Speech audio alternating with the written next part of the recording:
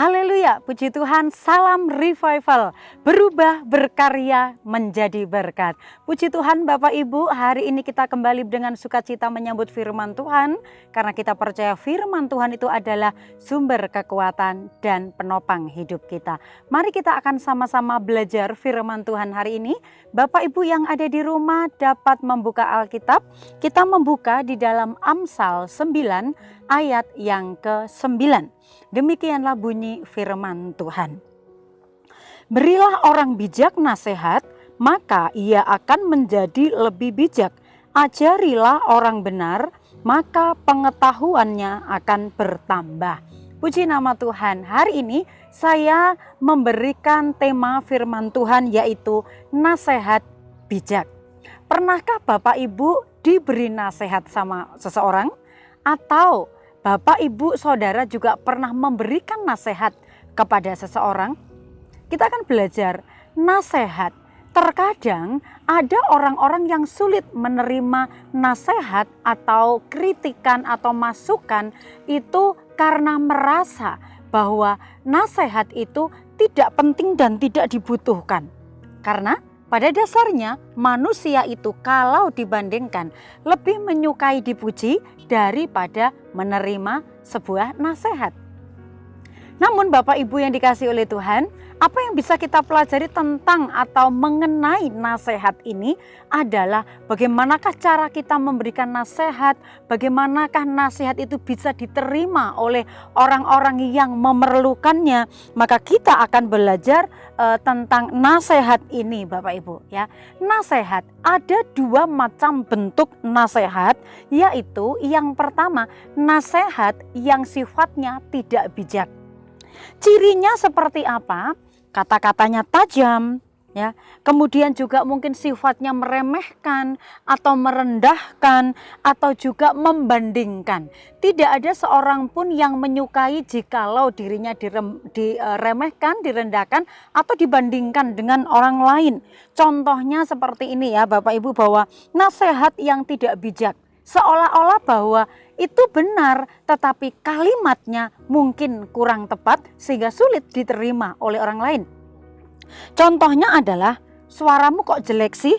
Coba kalau kamu les vokal pasti suaramu jadi lebih bagus. Ya, ini adalah kalimat yang dari awalnya itu sudah merendahkan lebih dulu, menjatuhkan lebih dulu, sehingga orang sulit untuk menerima hal itu, sulit untuk bisa terima teguran atau nasihat ini. Kemudian contoh juga, kamu orangnya malas ya, ini kok rumah kok berantakan sih, kamu gak pernah beres-beres ya. Ya, ini adalah kalimat-kalimat yang seolah-olah itu menjelekkan, menjatuhkan dan memberikan nilai kepada orang itu, nilai yang kurang bagus ya. Nah, hal-hal ini Bapak Ibu, contoh-contoh seperti ini mungkin pernah kita dengar atau pernah kita sampaikan kepada orang.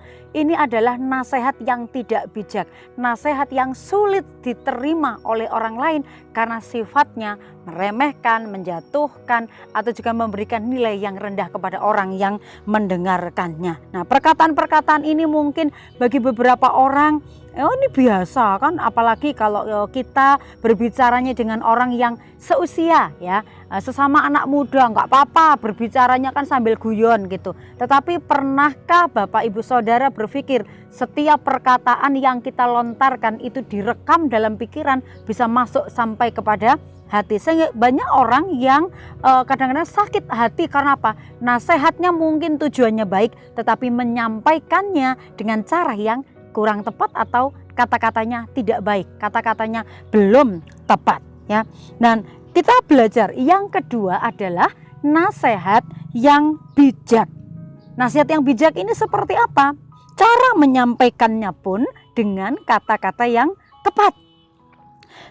Sifatnya apa? Kata-katanya mungkin lembut, membangun, tetapi juga tetap memberikan apresiasi apa yang sudah dikerjakannya. Tentu saja Bapak Ibu, kalau kita menyampaikan dengan perkataan-perkataan yang tepat, membangun, memberikan support, semangat, juga memberikan apresiasi apa yang sudah dikerjakannya, ini sangat menyenangkan. Ini bisa didengar, ini bisa diterima, karena pasti tidak akan menyakiti hati orang, ya. Didengarnya enak, kemudian masuk ke dalam hati pun tenang, enak juga, ya.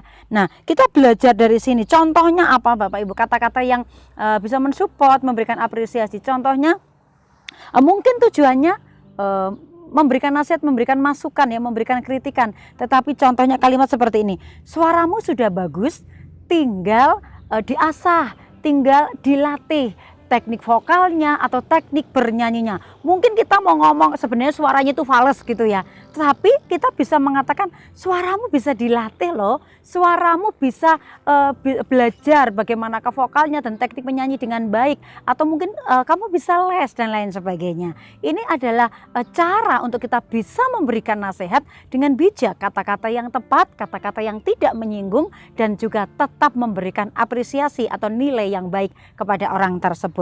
Contoh lainnya juga, ya, mungkin kita mau negur ini rumahnya gede tapi kok kotor, jorok yang punya gitu ya. Tapi kita bisa memberikan masukan atau nasihatnya, rumahmu ini bagus dan luas, alangkah lebih indahnya ya kalau ditata dengan rapi, pasti akan mendatangkan kenyamanan.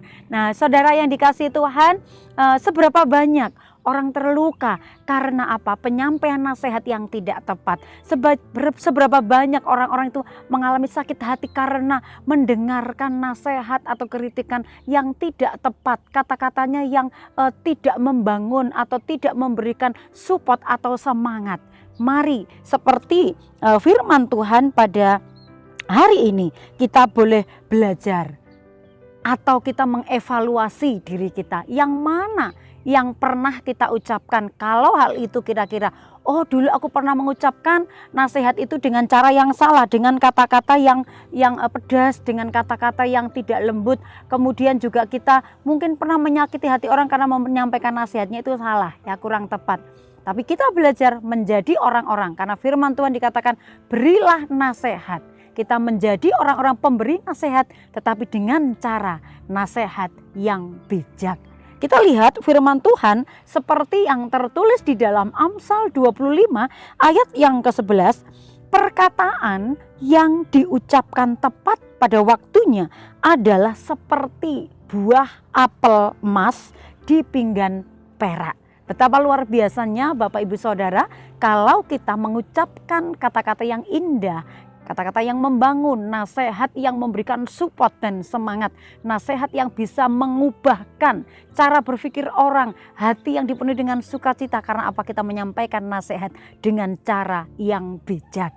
Puji Tuhan, kiranya firman Tuhan ini boleh menjadi sebuah perenungan bagi kita dalam kehidupan kita sehari-hari. Seperti apa yang menjadi kerinduan kita Bapak Ibu Saudara, revival, kita mau meningkat baik pengenalan kita maupun juga kesukaan kita akan firman Tuhan. Satu hari menghafalkan 2 ayat dalam renungan pagi dan renungan malam. Mari saat ini kita akan bersama-sama menghafalkan ayat kita seperti renungan yang saya sampaikan hari ini. Amsal 9 ayat yang ke-9, ya. Demikianlah ayat hafalan kita. Berilah nasihat kepada orang bijak, maka ia akan menjadi lebih bijak.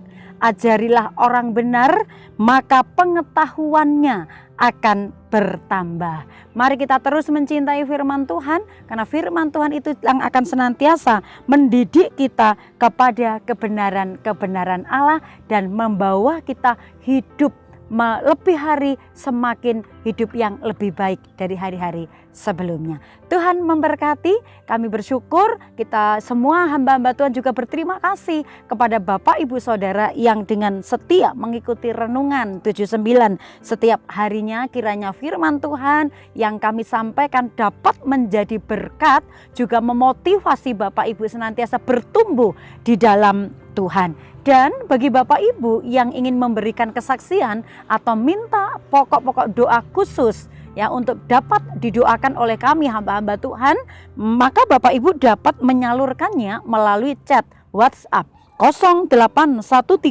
274 288. Mari bertumbuh bersama, semakin dekat kepada Tuhan. Sebagai keluarga Allah kita saling mendoakan, saling berbagi pengalaman dan kesaksian di hadapan Tuhan. Tuhan memberkati, mari kita tundukkan kepala kita berdoa. Terima kasih Tuhan, Engkau baik, Engkau tidak pernah meninggalkan kami. Sebab kasih setiamu kekal selama-lamanya. Ajar kami menjadi orang-orang yang melakukan firman Tuhan. Seperti renungan saat ini, kami belajar memberikan nasihat-nasihat yang tepat. Menjadi orang-orang bijak dengan cara memberikan nasihat yang bijak. Sehingga setiap perkataan kami ketika kami menasehati orang-orang di sekitar kami, tetap nasihat kami menjadi berkat, memberikan semangat, dan mereka boleh memiliki sesuatu yang mendatangkan kekuatan. Terima kasih, berkati umat-umat-Mu, keluarga besar GBDI LCD Magelang. Ya Allah, Engkaulah sumber segala kasih karunia yang telah memanggil umat-Mu, keluarga GBDI LCD dalam Kristus, kepada kemuliaan-Mu yang kekal. Kiranya Engkau terus melengkapi, meneguhkan, menguatkan, dan mengokohkan umat-Mu GBDI LCD. Terima kasih, kami bersyukur terima firman Tuhan ini dalam nama Yesus. Haleluya, amin.